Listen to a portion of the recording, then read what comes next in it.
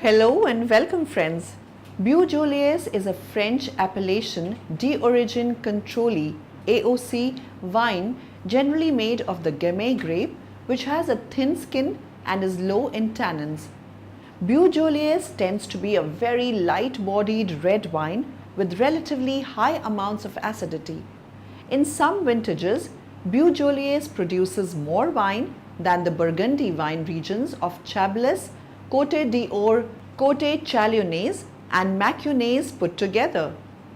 The wine takes its name from the historical Beaujolais province and wine-producing region. It is located north of Lyon and covers parts of the north of the Rhône department, Rhône Alps, and parts of the south of the Saône et Loire department, Burgundy.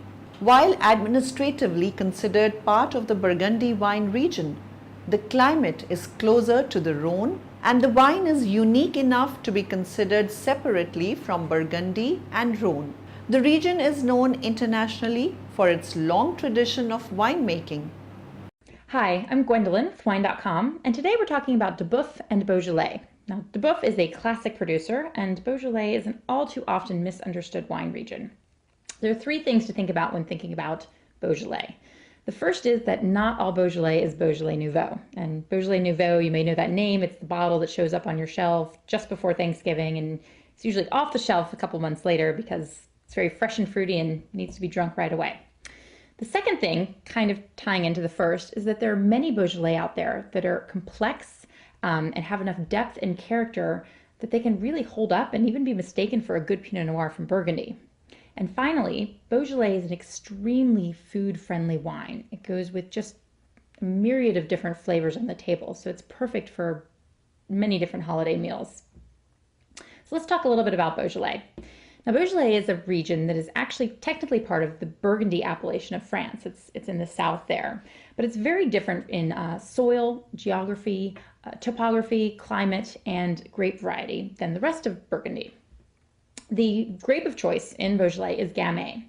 And Gamay is a very light-skinned, light-bodied grape that produces wines with a lot of fresh red fruits, bright acidity, and very, very low tannins. Now, there is a top tier in Beaujolais, and that is known as the Cru Beaujolais.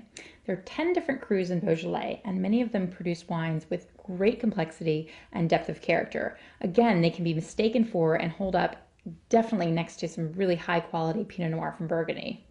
The great part about the Cru Beaujolais, however, is that most of them come in under $20 a bottle, so they're wonderful value wines.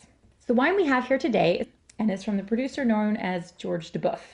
And Georges Duboeuf is known as the king of Beaujolais. He is a legendary negociant. He's been making wine for over 4 decades, and he really knows what he's doing. So if you haven't picked up a case or a bottle of Cru Beaujolais, we encourage you to do so this holiday because it is a great wine to match with all of those different kinds of holiday meals you'll be having.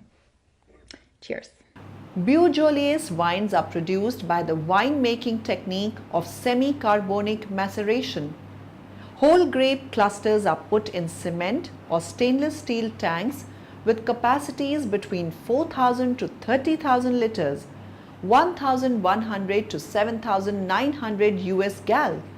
The bottom third of the grapes gets crushed under the weight of gravity and resulting must begin normal yeast fermentation with ambient yeasts found naturally on the skins of the grapes. Carbon dioxide is released as a byproduct of this fermentation and begins to saturate the individual intact grape berries that remain in the barrel. The carbon dioxide seeps into the skin of the grape and begin to stimulate fermentation at an intracellular level. This is caused in part because of the absence of oxygen in the winemaking environment. This results in a fruity wine without much tannin.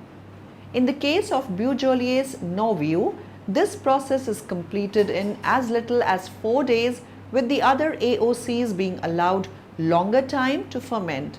As the grapes ferment longer, they develop more tannins and a fuller body. Maximum length of the cuvation for Nouveau wines is limited to 10 days. After fermentation, the must is normally high in malic acid, and producers will put the wine through malolactic fermentation to soften the wine. The process of chaptalization, adding sugar to the grape must to boost alcohol levels, has been a controversial issue for Beaujolais winemakers. The recent trend towards higher quality wine production has limited the use of chaptalization in the premium levels of Beaujolais wine. Filtering the wine in order to stabilize it is practiced to varying degrees by Beaujolais winemakers. Some producers who make Beaujolais on a large commercial scale will filter the wine aggressively to avoid any impurity or future chemical reactions.